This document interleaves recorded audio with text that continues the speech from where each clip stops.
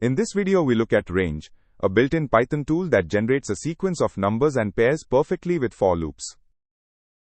Range gives you a series of numbers to work with. You control where it starts, where it stops, and how big each jump is. The stop number itself is always left out. Think of range like a ticket machine. You tell it where to start and where to stop, and it hands you one number at a time, never printing the final number you named. On line 1 we write a for loop. Range with 1 and 4 means start at 1, go up to but not including 4, so we get 1, 2, and 3.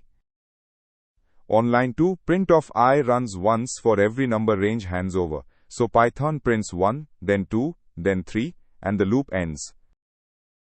When we run it, Python prints 1, then 2, then 3, one number per line. Notice 4 never appears because range stops before the stop value. Remember, range makes a number sequence. The stop is always left out, and it pairs naturally with a for loop to repeat code exactly as many times as you need.